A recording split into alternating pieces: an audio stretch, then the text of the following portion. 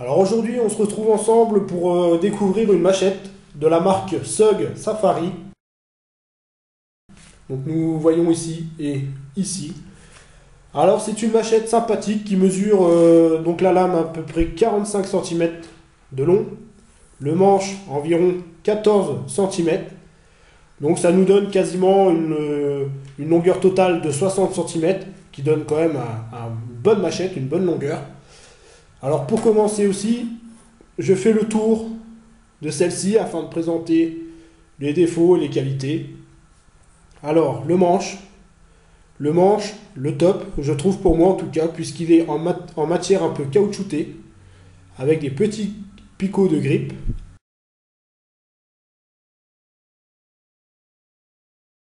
Donc une prise en main magnifique, qui fait aussi que si vous avez les mains humides ou le manche, avec de la boue ou quoi que ce soit, il ne glissera pas, puisque c'est vraiment une matière un peu caoutchouteuse.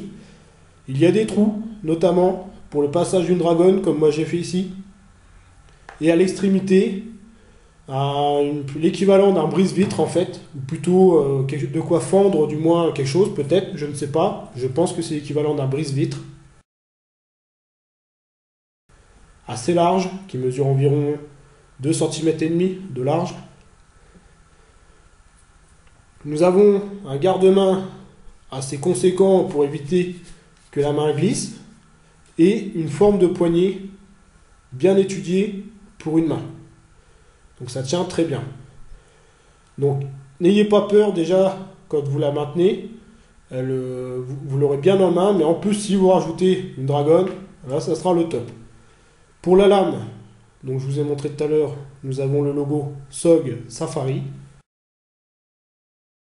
Donc SUG Fari, mais c'est la gamme SUG Safari.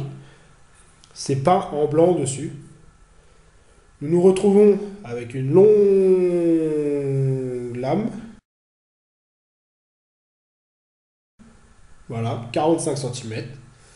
Des dents de scie, ici sur une longueur totale de 30 cm environ, qui fera très bien son boulot. Et un côté tranchant sur toute la longueur de la lame et sur l'arrondi, qui demandera un peu d'affûtage lors de l'achat, parce que c'est pas le top. Alors revenons aux dents de scie. J'ai coupé, on va dire, ça fait un petit moment que j'ai la machette, hein. J'ai dû couper 3 ou 4 fois avec des morceaux de bois d'environ de diamètre 10 à 15 cm sans problème, aisément, et les dents sont encore là, elles ne sont pas usées. Alors pour anecdote, j'entends un peu partout du moins que ces lames sont faites avec des chutes de lames de scie à ruban industriel en fait. Donc c'est pour ça qu'on retrouve des dents apparemment. Donc c'est pour ça aussi qu'on y voit une grosse flexibilité. Et cette flexibilité a un inconvénient. Alors la lame, en épaisseur de 2 mm, pas plus. 2, vraiment, allez, 3 peut-être pour être généreux, mais je dirais 2 mm. Donc ces 2 mm font que c'est très flexible et que cette machette va servir vraiment à un usage limité. Alors j'en reviens à cet usage limité. Si vous voulez couper des bûches avec, faire du bâtonning avec, passez votre chemin. Cette machette-là, je l'ai essayé dans plusieurs contextes du moins. Si vous avez des ronces, des ronceaux, vous avez des petits branchages jusqu'à 5 cm de diamètre ou des choses comme ça, elle est faite pour vous. Si vous voulez couper des bûches de bois pour faire du feu de cheminée, passez votre chemin. Cette machette, quand vous allez taper dans du bois, la lame va vibrer. Elle va vibrer comme ceci. Et il y a un défaut sur cette lame aussi longue, c'est qu'elle peut casser. Et c'est déjà arrivé à pas mal de personnes qui s'en plaignent.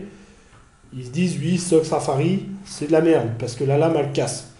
Je comprends tout à fait qu'elle puisse casser si on s'amuse à couper des bûches, puisque vu la flexibilité de la lame, elle vibre et elle casse. Alors, si elle casse, pas de panique. Vous prenez la meuleuse, puisqu'en général, elle casse net. Vous arrondissez le tout, vous remelez un petit coup pour affûter, c'est parti, c'est une machette, c'est pas un couteau. Donc vous affûtez à la meuleuse, vous affûtez avec une pierre, vous affûtez avec ce que vous voulez, c'est une machette. De plus, elle vaut environ 20 à 30 euros, pas plus.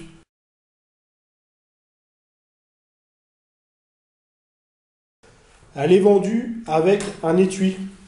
Alors le ceinturon n'est pas fourni avec, hein, c'est mon ceinturon personnel. Donc l'étui est en cordura satiné un peu. Nous voyons ici, avec des coutures assez solides, qui ne m'ont pas posé de problème jusqu'ici.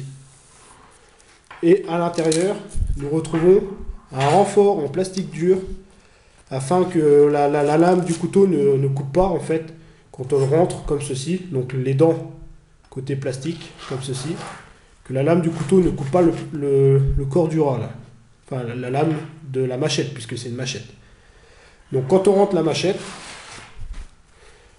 comme ceci, nous retrouvons un petit scratch, et ça tient très bien. Il y a du jeu, bien sûr, mais ça tient très bien.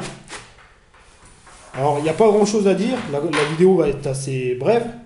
Il n'y a pas grand-chose à dire, si notamment nous avons aussi le logo SUG brodé. C'est pas de la peinture ou c'est pas un plastique, c'est brodé à la couture.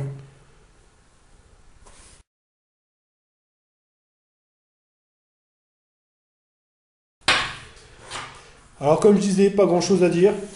C'est une machette qui s'adressera à certaines personnes, qui ne s'adressera pas du tout à d'autres. Ou sinon elles vont dire que c'est de la merde, que ça casse, que machin. Donc je répète, vous avez de la broussaille, vous avez des ronceaux, vous avez des petits branchages, vous avez du petit feu de bois à faire éventuellement. Ça peut vous dépanner, largement sans problème.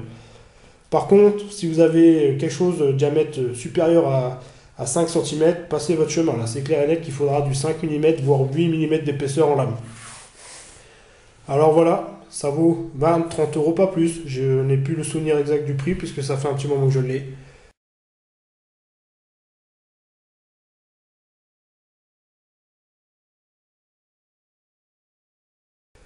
Ça me convient très bien. J'ai voulu la présenter afin de vous en faire partager, puisqu'il ne me semble pas qu'il y ait beaucoup de vidéos en français la présentant. La vidéo est courte, mais ça vous aura donné une petite idée de ce que c'est. Je vous dis à bientôt pour de nouvelles découvertes.